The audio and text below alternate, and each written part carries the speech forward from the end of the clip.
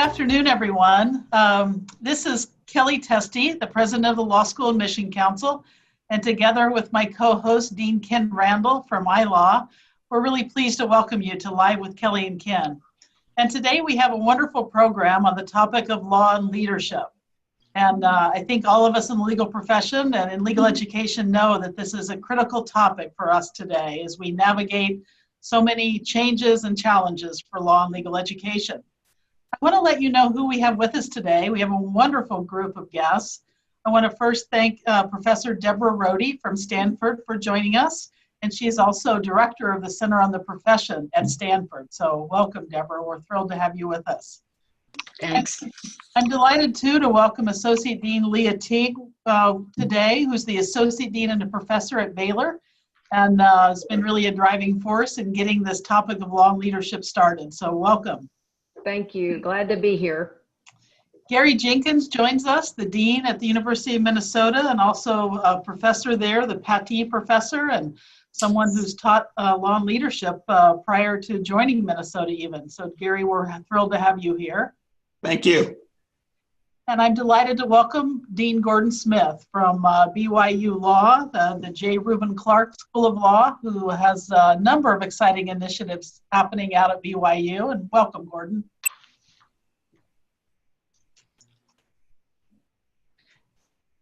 And finally, Dean Matthew Diller from Fordham. A lot of exciting initiatives and thoughts on leadership happening there as well. And so rounding out our panel, welcome, Dean Diller. Thank you. It's good to be here.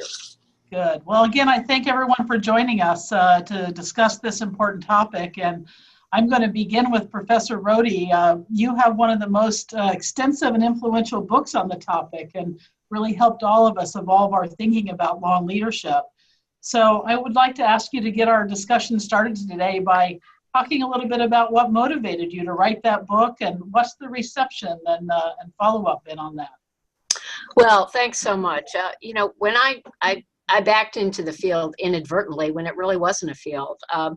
I was working on issues of women in leadership, and that got me invited to a Harvard conference on 100 thought leaders on leadership. And I looked around the room and realized I was the only legal academic in that entire room. I thought, what is wrong with this picture? Well, one thing led to another, and some courses and some books and some teaching material.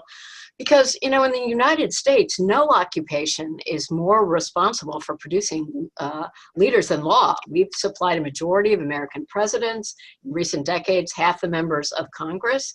And although we account for just less than 1% of the population, we're really well represented at all levels of leadership: private practice, in-house counsel, nonprofit, government settings. And even when lawyers aren't occupying the top position in an organization, they're leading teams and committees and task forces and charitable initiatives. And it is a shameful irony that few of them have any formal training for that role. Leadership development is a $50 billion industry, yet law schools have been really late to the parade. Lawyers' leadership responsibilities are a dominant theme in commencement speeches and mission statements, but the topic is missing in action in daily teaching. The most recent surveys done by Leah Teague show that only a small number of schools have some leadership program or course. We're producing leaders, we just aren't doing it intentionally and effectively, informed by the relevant research and teaching techniques. So, my pitch is we can and we have to do better. Studies indicate that most leadership skills are learned skills, and we shouldn't leave it up to practitioners to provide the training. One law firm partner told me, the historical model in law firms is to put the rainmaker, the best, money getter in the firm in charge, and then hope he doesn't drive us into a ditch. And, that's a tragedy because most studies find that the most powerful predictor of law firm profitability is leadership. The same is true in the nonprofit sector. When I did some surveys of public interest organizations, one of them, head of the large one, said, I wish I'd gone to business school. So, the omission in law schools is really critical because those who go to law school are often very strong in cognitive abilities, but not so much in the interpersonal qualities that are really even more important for leadership. And a lot of students think it's a touchy-feely endeavor, but for them, The soft stuff is the hard stuff. Thank you so much. But there we are. Well, it's a wonderful start, Professor, and I have to thank you for your leadership on leadership, because it really has gotten the conversation moved along. And Dean Teague, I want to turn to you. Professor Rhode mentioned the study you had done. I know you've also been active in getting a new section started. So what do you see as some of the progress that's been made in bringing leadership into legal education? You know, I have to thank Deborah Rhode. I also come to Leadership for Lawyers from the same background as Deborah, and that's where I first met her, was working on women's leadership issues and on a panel with her. Of course, she's just light years ahead of all of us in terms of her work and her research. And then Kellye, I have to credit you as well. I think it was the 2015 LLS meeting where you were part of the leadership there. And for the first time in a long time, I really felt concepts of leadership being incorporated into the topics and the themes. And it empowered me. So thank you, Kellye. It empowered me to reach out to Deborah and say, you know, you and I understand there's a lack, there's a need here, and we need to do something about it. So it really was that partnership driven by your encouragement that led us to where we are. And we do now have a section in the LLS leadership. Last year was our first year, and Deborah was our founding chair and did such a wonderful job of getting us launched. But we still have so much more work to do. And as we think about this, Kellye and Ken, I listened to your, and first of all, thank you for this series. This is just phenomenal. I listened to the one that was why now is a great time to go to law school. And here's some of the themes that I heard throughout there. Law schools need to prepare students to be problem solvers, bridge builders, protectors of the rule of law, resolvers of conflict, community advocates, innovators, change agents. And leadership was mentioned multiple times. I'm sure you recall that. And perhaps that's in part what led to your saying it's time for this topic as well. But it's so prevalent in our conversation, and yet I think we're still not even recognizing, we're still not being intentional about it. And Kellye, even that day you said, a law degree is a license to help people. Well, that's really leadership. That's the service concept. And Dean Smith, I know from your former dean, he often said that a law degree is a degree in leadership, and you've now carried on that mantle and moving forward with that. So if we think about this concept of lawyers as leaders, we as law schools have been producing leaders, as Deborah said, and as the evidence shows, yet there's been no intentionality. So when we think about this, we have a strong foundation to build on. Everything that we do in law school is preparing students for the opportunities that they're going to have. So what is it that we need to build on? So here are just some things that think about in terms of what law school's doing and that we need to build on. We all know we are training them to be critical thinkers. So that legal analysis, critical thinking to address and solve problems. We're helping them counsel clients. We're advocate for causes. Historically, though, all of this has really been focused on the lawyer as part of the legal system and using the legal system in order to do that. So we're building on that, but what we all recognize today is the legal profession, so many challenges. We as a law school have to do a much better job of preparing our students for the vast array of opportunities that are going to be out there for them. So it's a matter of us broadening our legal education lens and our focus so that we are better preparing our students for all of the opportunities. So when we think about, where we've been and what is it that we need to do, there's another, I'll digress just a second, and it's always part of Deborah's presentations as well. If you go back in history, we as lawyers have been leaders going all the way back to the beginning of the country. And just a quick little statistic, if you go back to the 1880s and look at the US Congress, 80%, 70 to 80% of the members all had legal training. They were all lawyers. If we jump forward to where we are now, 2018, we are at 37.5% of the U.S. Congress representatives have legal training. And many of them don't even count themselves as lawyers, but if you look back at their degrees, they have the legal training. So what does that say?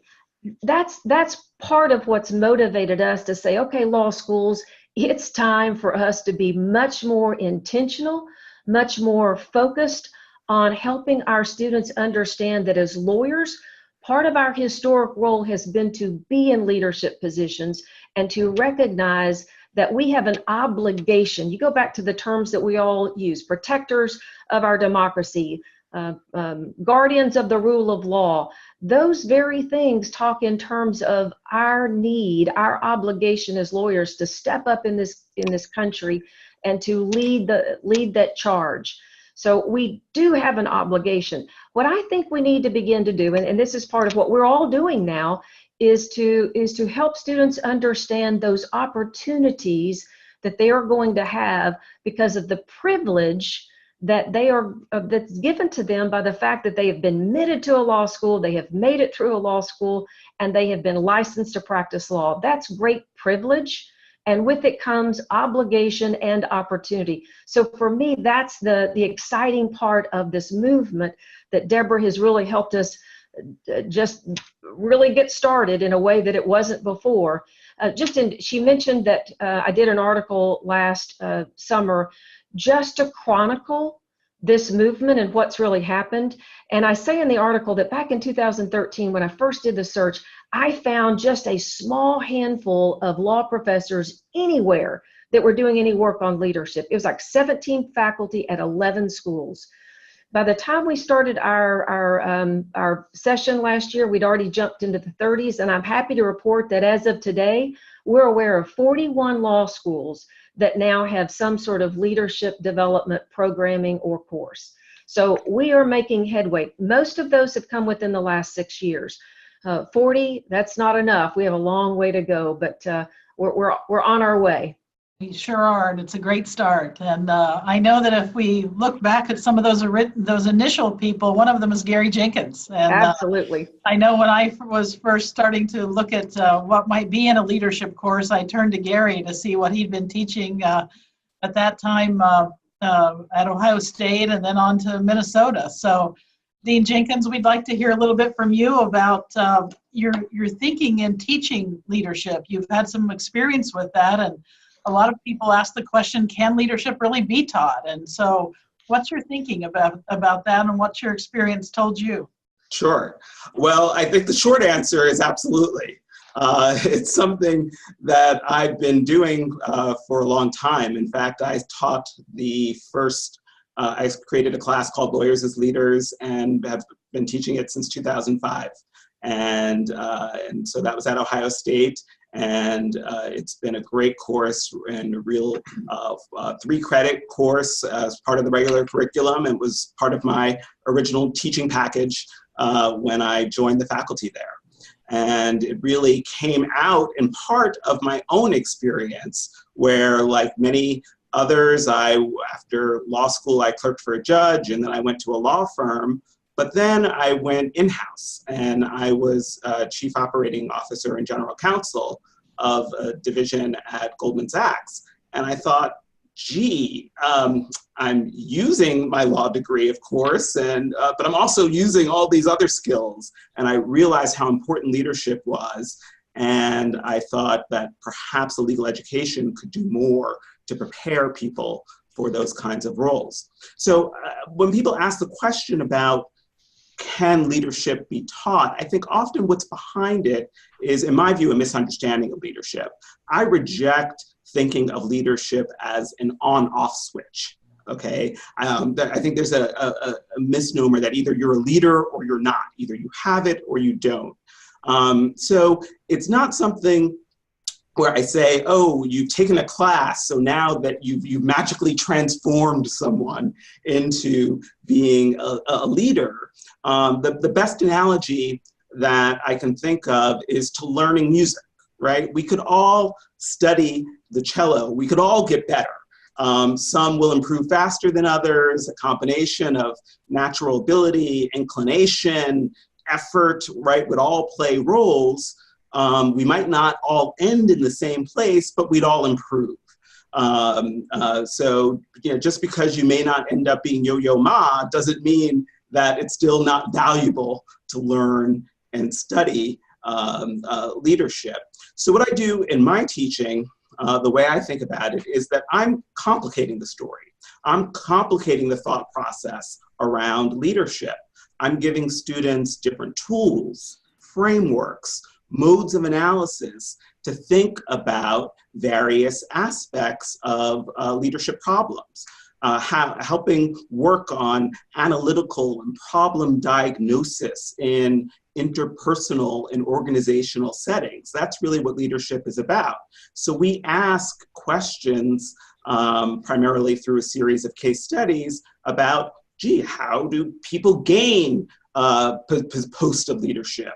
Why are some successful and others not?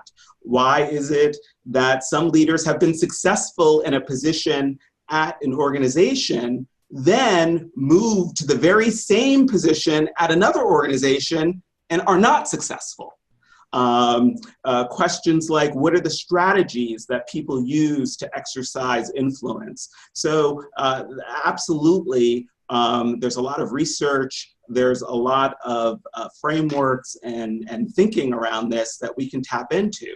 And, and I have to note that every business school seems to think that, right? It's now, leadership is part of the required core curriculum of every single leading business school. So to me, to connect with what Deborah and Leah were talking about, it's a misnomer to think that somehow leadership belongs to business, that it's a discipline in which is owned over by our colleagues, faculty colleagues in business schools and students who enroll in business schools. Leadership belongs to us in law as much as it does them. And I think now you see most public policy schools have offerings in leadership now.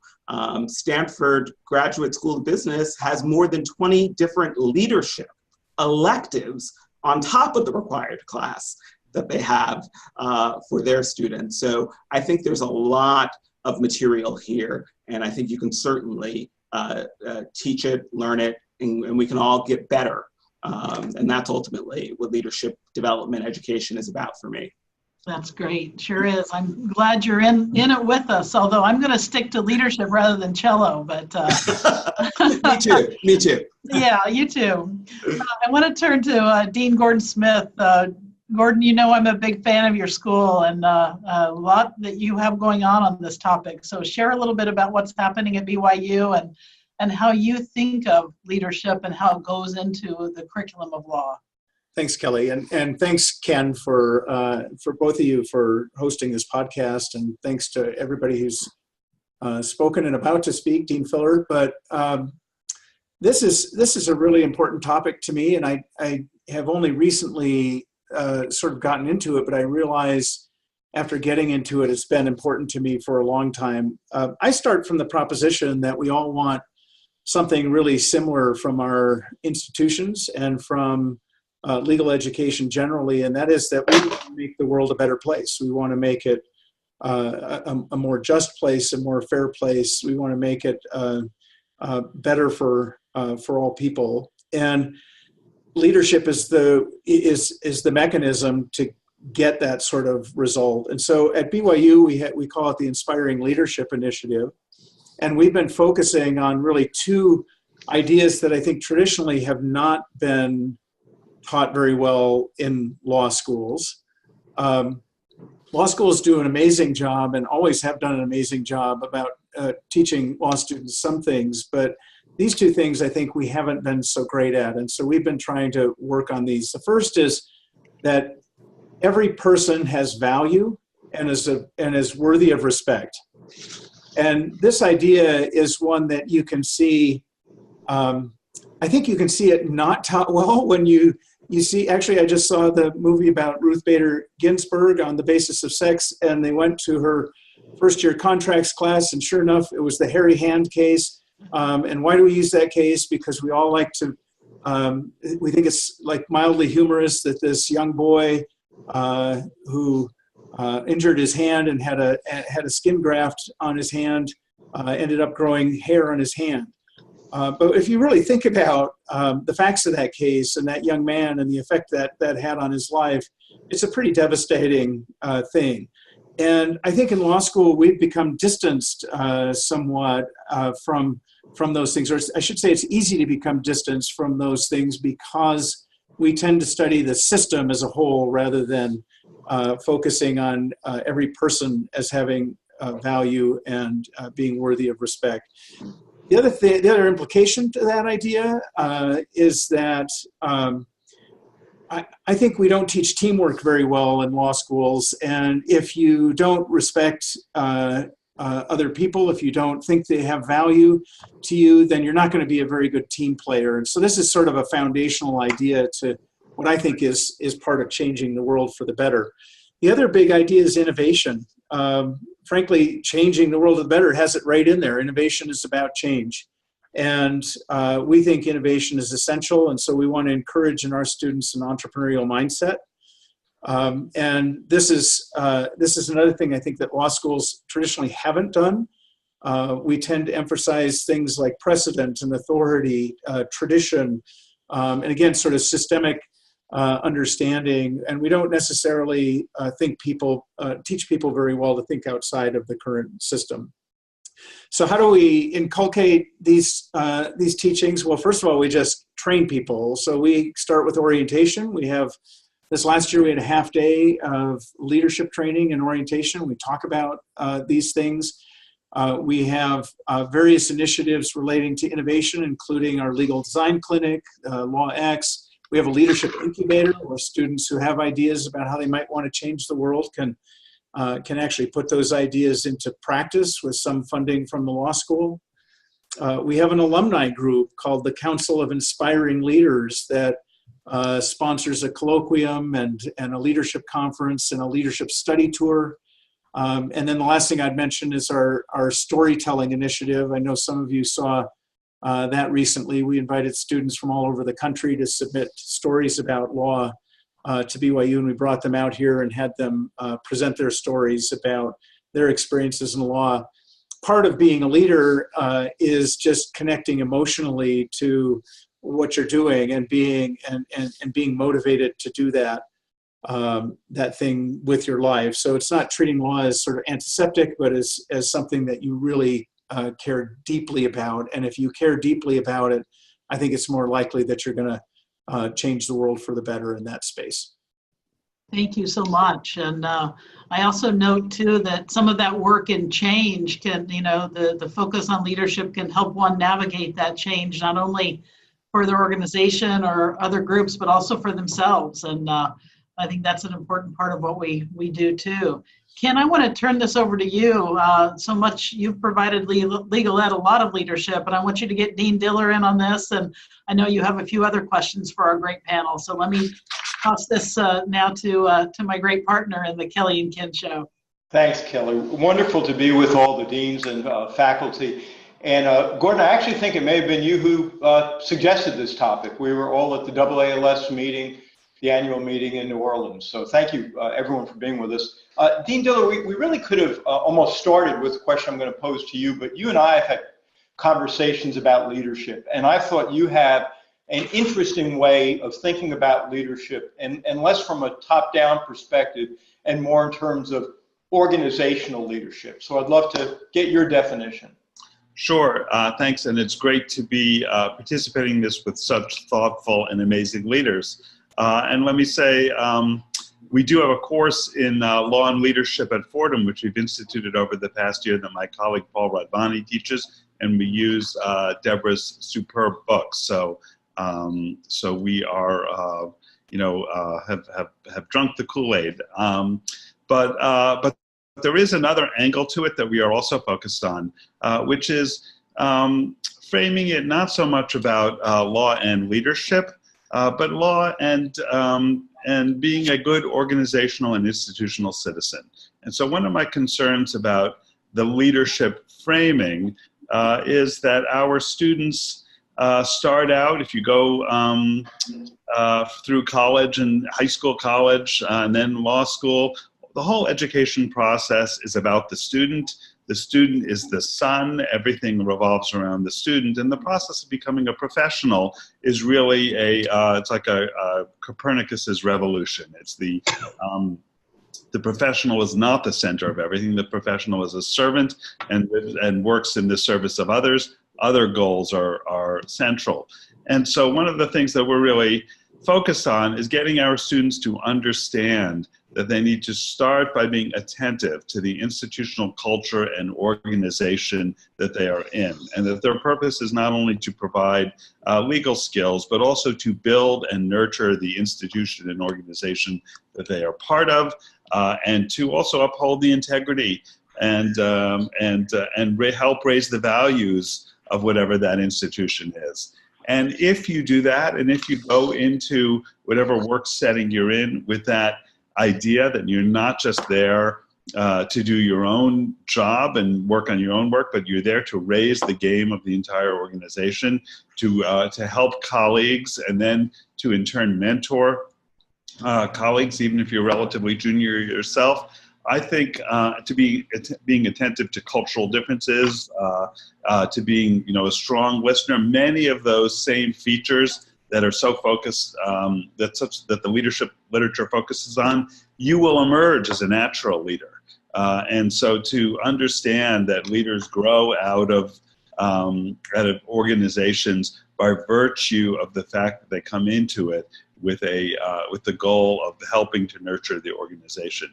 And framing it in that way has the advantage of not handing it to a bunch of law students and saying, don't you want to run the world one day? Which I certainly know is not what the focus on law and leadership is about. But nonetheless, understanding that positions of responsibility, authority, influence, and leadership are earned, and they come by building a persona and a set of professional qualities that make one valuable to an organization and valuable to others. Matthew, that's wonderful. Great insights. Let me ask you this. You're a senior dean. Has that definition of organizational leadership and collaboration changed or evolved for you over time? Would you have defined leadership in the same way, say, at the beginning, or is it a definition to which you've come to? So I think it's something that I have more come to, and it's come to over thinking hard about what makes institutions work and what makes organizations work. And it's really thinking about the culture that we seek to inculcate at Fordham Law School, and how do we set up our students to go out there and succeed. And I think a key insight, which really flows from our Jesuit mission as well, is that our helping our students go out there into the world as active, helpful participants of whatever organization or entity they join to become part of, with that idea that their role is to serve and to help raise everyone's game. I think that's one of the things that frankly the marketplace really values, and that's really important to helping young lawyers build careers. And that if we do that consistently and we get those values across, our graduates will do well and the market will value them. Great, wonderful. Professor Rhode, Deborah, you went first, and I want to return to you. You and Garry and others have talked about how other subjects, other disciplines in schools handle leadership. Both of you referred to business schools. So can you give us some comparative perspective on how other disciplines handle the topic of leadership? Well, I've looked a bit at that question, and of course I have some interaction with the Stanford Business School, which, as Garry told us, is just like all over this topic. But actually they're not really team players. The business school is very siloed, and they do their thing and they do it well, but they're not interested in anybody else's thing or collaborating or inviting us to send our students over there or so forth. So it's kind of ironic, that they'd be like that. But, it's part of what I call the paradox of power, that to get into positions where you're in a leadership role in institutions, you have to be very attentive to your own achievement, your personal achievement, the achievement of your organization.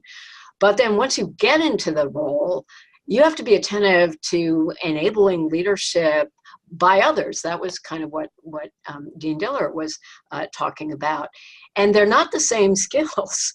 And, so many high achievers, both in business school and in law school, are very good at the self-promotion part, but not so good at enabling the success of others. And I have to say, our business school is a bit like that, because we've tried to set up a university-wide initiative, and we put in a proposal to the president's office for that, and we got all the players in the university to join in. And then the business school, although it signed ours, put in its own proposal without even mentioning ours, in which they would run the whole thing. And I thought, well, that's the Stanford Business School. But it's not going to make leadership in the university. And in fact, both the current and the former president sort of acknowledge that, that they're not so good on the collegiality aspect. The med school, however, they're starting these programs, and Stanford has a terrific one. They're actually evaluating theirs. They have a very intensive year-long program, and they're looking longitudinally to see not just whether people liked it after it ended, but 5 years down the road, did it make any difference? What would they have liked to have done better? So they're all over it, and they're teaching it in a variety of different ways. And, leadership, of course, at military academies. West Point probably has the most well-developed leadership program, and they were in it long before we were. And I sort of looked at what they do, and, you can imagine why, because, they can, you can study all you want about the charge of the light brigade, but to get the soldiers to go up the hill is a completely different skill. So, they do a whole variety of experiential programs. They do mentoring. It's very robust, and we could all learn a lot, both from each other. I've learned a lot just listening here to, for example, what Dean Smith is doing, and I know what Matt is doing. So I think we need to learn from each other, but also from other disciplines. And those that are the best are not necessarily the ones that you would think would be the best. Yeah, that's wonderful. Thank you. Dean Jenkins, when you were putting your course together originally at Ohio State, what did you draw upon? There were probably, as Leah said, fewer materials, fewer examples from other places. Did you draw from other disciplines, or were there other law school courses? So I primarily drew from the business school curriculum, since that's where most of the materials were, certainly at that time. So I use a number of case studies, some drawn from the business school curriculum, but also from the public policy schools. I think I've had similar experiences that Deborah described working with business schools, but I found public policy schools have actually been a little more receptive, a little more open to collaboration. So I've certainly drawn from both of those to find materials and then develop my own. There were some work before me. There were some folks, Phil Heyman at Harvard was doing some stuff. And so those were the things that I looked to. But really it was about combining taking material from lots of different sources and thinking about how does this apply to the work of lawyers and the work of lawyers throughout their careers. Part of what I admire about what happens in business schools is that there's a lot of talk about what happens, 15, 20 years into one's career is very much front of mind as part of the business school experience.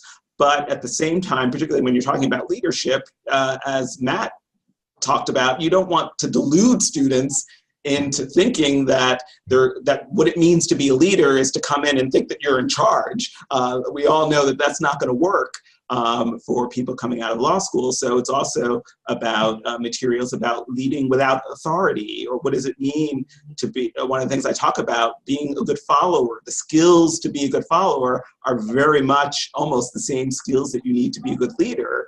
And often the way that you exhibit leadership is to show that you can actually be an effective follower and what that means, and helping students understand that. So really thinking, drawing upon a variety of materials that thinks about the entire timeline of one's career and developing, again, frameworks, touchstones, modes of thinking, so that people can at least understand the topic and ultimately begin the process of this leadership journey, essentially accelerating the pace at which students are developing their own professional identity as a lawyer and a leader, and what that means.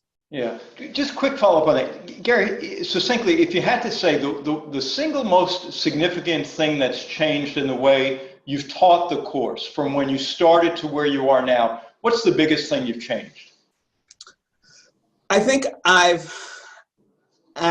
think that students, I think leadership is a loaded term for some. And I think that at the beginning, I really wanted to make it clear that this isn't something for the anointed few. That somehow people either come in as leaders or there's some secret sauce that only a few people can have, that really helping people understand the organic process of leadership development, that it's really about developing a set of skills over a period of time, as opposed to the idea that once I do these 5 things, I'm a leader, in a way that I think, to be frank, just oversimplifies the concept. Yeah, thank you. Very valuable. Hey, Leah, I want to turn to you, and probably until a lot of law schools started teaching about leadership, the closest thing to it was the legal profession course, right? So is there a way to contrast? I mean, we know legal profession courses, it's required of law schools, it's actually tested, there's multiple choice tests. How would you compare what we're doing in leadership with I'll call it traditional legal profession class? You know, that's so interesting, because I have thought from the beginning that as others help me see just how critically important this is, that we ought to be thinking about leadership in the same way that law schools should be thinking about professional responsibility and ethics. That it's not, while we have a required course, we're all required to have that course, but we understand the idea is that concepts of professional responsibility, ethics, who we are, should be incorporated throughout the curriculum. I think leadership is that important, is that foundational for us, that we ought to be thinking about it. So having a course is good, but that's not enough. So we need to all be working on, from as Gordon is doing and others are doing, and from day one of orientation all the way through graduation, how can we help our students understand this obligation we as lawyers have and the opportunities, and then take them, as Garry said, on this personal journey of development to prepare them for that understanding and that obligation, the obligation, then the opportunity that it says. So, you know, I think you have to have I think we all would say you have to have some very specific time where the students are focused on skills development and thinking about what it means to be in a situation. So it's really not about being a situational leader. It's about being in situations, and how do you handle it, and how do you add value to the situation, to the organization, and so it's about learning yourself. So that's the piece where I don't think you could just sort of say generally, oh, this topic needs to be discussed. There has to be some very specific, heart-wrenching, almost self-assessment, self-study, and then we begin to figure out, okay, what are my strengths and weaknesses? What are my natural tendencies? You've heard that term before, sort of, where am I starting from? And then, as Garry said, let's grow it, let's develop it.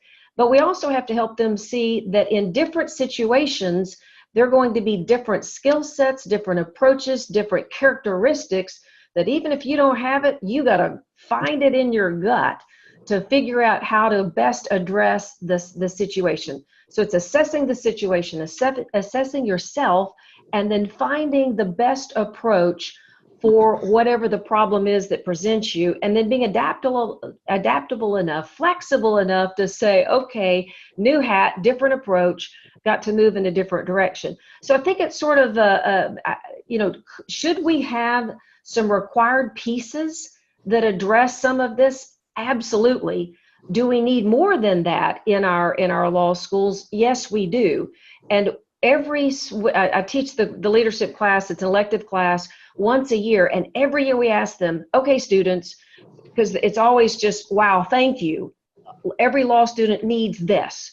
But we say, okay, help us with specifically, what is it that every law school, knowing you can't do everything, what pieces of it should every law school have, and then what do we need to build on? So we're still wrestling with that, and that's part of these conversations is, as we grow this, which components are so fundamental that we need to try to push them to be somehow part of the program in a required or very broadly approached manner. And then for individual students who want more, who need more, how do we come alongside them and help them build and prepare? But it almost sounds like you're saying for each student, you have to start with your own emotional intelligence. Yes, because any leadership development program is a self journey for each student. Because they're all going to have different dreams about where they want to be and the impact that they want to have. And so we need to help them come up with a plan. So if you think about what are leadership development programs doing, it is a lot about self-assessment, strengths and weaknesses, studying of styles to figure out what's natural to you, what do you need to work on. But then it's also how do you work with people, collaborate, how do you move forward. But then it's helping them in law school dream. Figure out what impact do they want to have using the training, the skills, the knowledge that they come into law school with, and that we then help them develop and to grow, so that by the time they leave law school, they for some of them it's reawakening of what brought them to law school, the impact that they want to make, and we beat it out of them for 3 years. That's at least that's what they tell us sometimes. How do we help them reimagine and re-envision the impact that they can have? And how do we better prepare them for that? And I'll just add one more thing to that. When I came into this with almost an altruistic, we lawyers, country needs us. We need to step up and be better. What I quickly understood is everything that all of us are doing in these leadership development programs, it is going to help them add value to their organization, just as Dean Diller said. So it is a win-win situation. And oh my goodness, as lawyers, aren't we always trying to first and foremost look for the win-win when we can? Yeah, absolutely. Absolutely. Great insights. Hey, the last question I'm going to ask, and I'll turn it back over to Kellye. Gordon, and I'll ask you a two-part question, but I did see you're nodding your head, so feel free to reframe my question. Really, I guess a two-part question about pedagogy. One is, do you teach leadership more like a skills class? And then secondly, how do we test the success that students have or the progress that they've made at the end of the semester?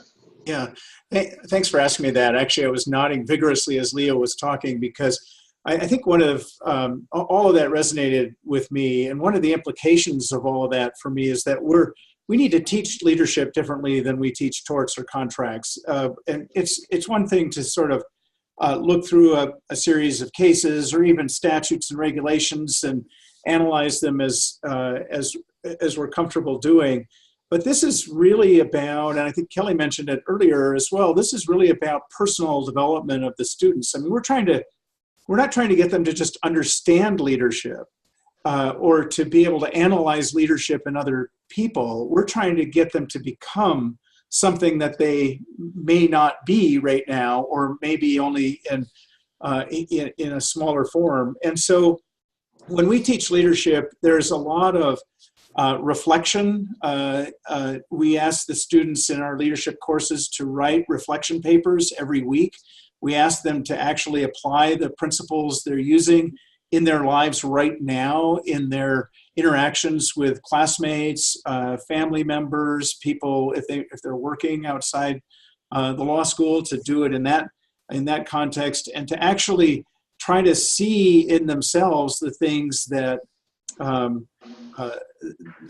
that we're teaching in class. And mostly what we're trying to do at that point is to help them reveal to themselves the places where they fall short, and then try to provide them some tools for getting better. So in the way that we think about it, the way you can tell if somebody's growing, like you're saying at the end of the semester, how do you evaluate? We're not asking them to parrot back principles about leadership, or to think about, to analyze some situations. We're asking them to write about their own growth trajectory. One of the things we did last semester that turned out, I have to say, I was a little cynical about this. My co-teacher actually suggested it was to write their own leadership creed. And I just thought, okay, this is going to look like, most mission statements. There's going to be a lot of platitudes. They're not really going to invest themselves in it.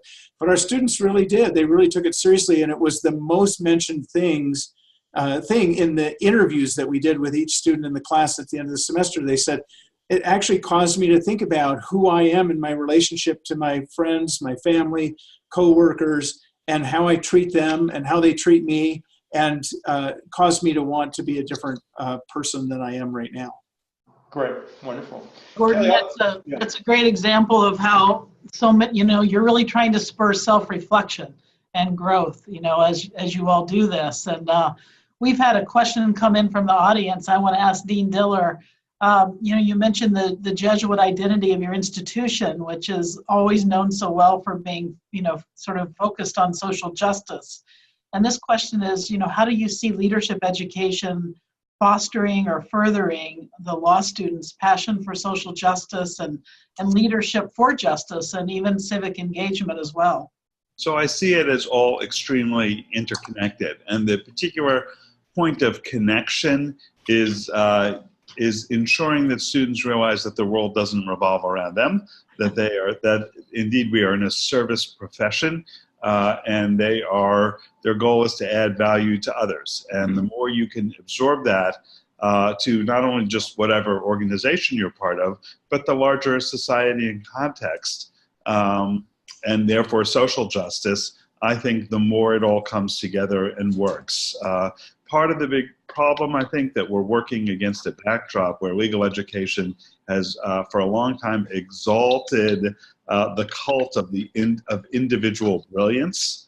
And part of this move is to focus not on individual brilliance, which is always, of course, not to denigrate individual brilliance, but individual brilliance doesn't get you that far without a sensitivity to context and organizational, institutional settings and the bigger picture in the world. And so social justice ties into it very directly in conveying that understanding of students' place in the world, and yet in empowering them to make a difference in the world. Thank you so much. I have a bit of a related question. I want to ask both Dean Jenkins and Dean Smith in that order to respond to. And that is that the question of education for diversity, inclusion, and equity. That's something that I think our law schools have all made significant progress on in the last many years. How does this topic relate to that one? In other words, do you see those as entwined, and can they gain synergies with each other, or are they really more separate areas as you see it? And Dean Jenkins, your thoughts first on that. We need your mic. Yeah. We want to hear this. I was trying to be a good panelist mute when I'm not speaking. For me, this leadership project is very much related to my passion for diversity, equity, and inclusion. I think, and by that, when I talk about the project, I mean my teaching, the programs that I started both at Ohio State and here, the writing. It's all connected. And I think woven into those efforts have been bringing to the forefront conversations about race and gender and sexuality and how those connect to leadership. And I think it actually, it's a topic that lends itself to those conversations. I think leadership has provided for me a vehicle to explore with students some really powerful questions, again, because it's about this personal journey, but questions that individual students may be struggling with. Questions like, how do I, as an outsider, and whatever that may mean, well, women, minorities, LGBT, first generation students, I'm from a small town, and this is so new to me, this world. How do I navigate the profession? How do I foster a successful career? I don't think we answer those questions for students, but I hope that what leadership development does is help them begin to answer those questions for themselves. And I think that's a lot of what we're doing with diversity, equity, and inclusion work, and raising these issues and seeing how leadership can or cannot make a difference, both to the individual, but also to the organizational culture that one's a part of. So these issues very much come to the surface through various, in my case, when I teach case studies. And so some of the case study protagonists are people of color, and we kind of allows us to bring to the surface those issues, but it also comes up in all kinds of ways in other directions as people think about how to apply these concepts to their own lives and their own aspirations. Thank you, Dean Jenkins. Dean Smith, your thoughts on that? Yeah, that was great. So I think this relates directly to this first value that I talked about, that every person has value and is worthy of respect. And if you try to teach that, one of the ways you're going to teach that is by helping people to understand it's not every person like me, every person who looks like me or thinks like me or has my background is worthy of respect, but every person has value and is worthy of respect. And so we ask our students to put themselves in positions where they try to understand the other. Part of that comes through clinics. I think this is a traditional vehicle that law schools can use to help their students get outside themselves and to become the sort of servant leaders that Dean Diller was talking about. Part of it comes through our Law Stories initiative. Just listening to other people empathetically can help you grow. So I think that's a part of the answer for me. Another part is something. Just this last week, I reread Friedrich Hayek's famous article, "The Use of Knowledge in Society," and he talks about how knowledge about any one topic is never concentrated in one person; it's always distributed, and that seems like a great way to think about what's happening in law school. When you're studying whatever the topic is, the knowledge of that topic is not going to be concentrated in any one person, even in the professor. And you need other people to really come to a better understanding of the world. And so diversity and inclusion are sort of inherent in the enterprise of law, of the study of law, that we need other people. And that sort of interdependence is something we want to be conscious among our students, not to just be implicit in our work.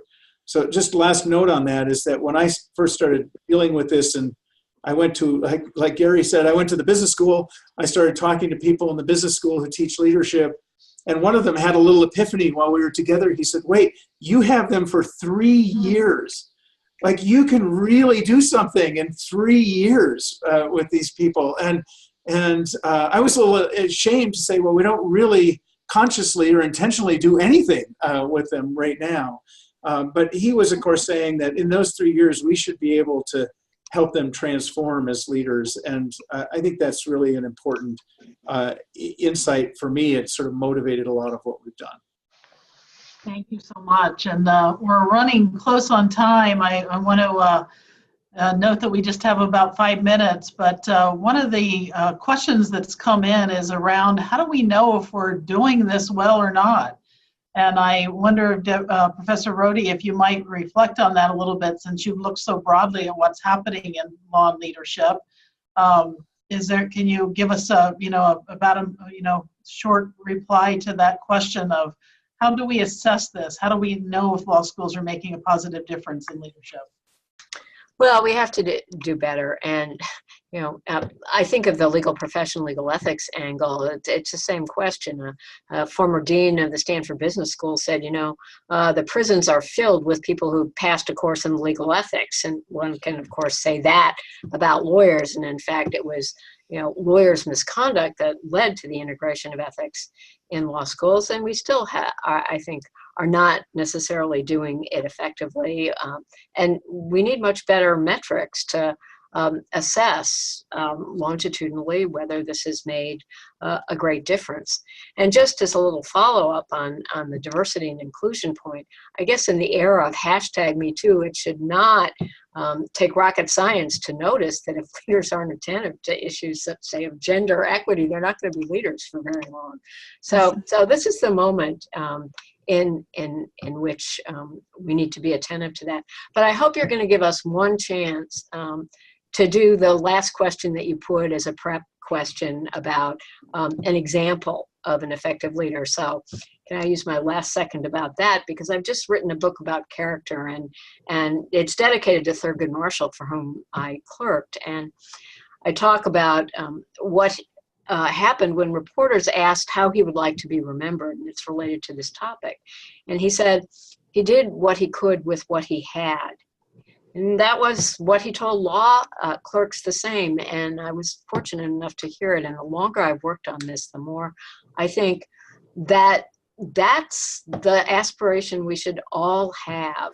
And, if they could say that about me, I'd be a happy person. And after his death, the reporter summed it up. He said, not all great men are good men. Marshall was both.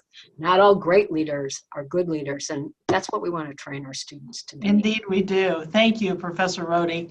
I do want to give you each a chance to, in about 5 or 10 seconds, to tell us who your positive leader is, because we do hear so much criticism of leadership. So let me start with Dean Jenkins, and if you can each just, quick, 10 seconds on who you would name. I'm going to name a distinguished lawyer leader from Minnesota. Our building is named after the 42nd Vice President, Walter Mondale. All right. He was Thank you. A great leader. Dean Teague. I want to give a shout out to all of the law grads who go out there and in unnamed ways in their communities. They are heroes in their communities, and we don't celebrate that aspect of lawyers. So I needed to go that direction. Thank you so much. Dean Smith. So I've got a long list, but I'll just do one. This year we're having a leadership study tour, and we're studying Thurgood Marshall and the Legal Defense Fund and the strategy to overturn Plessy versus Ferguson that culminates in Brown versus Board of Education. I think it's one of the most remarkable stories in the history of the United States about lawyers doing something really positive. Thank you. Agreed. Dean Diller.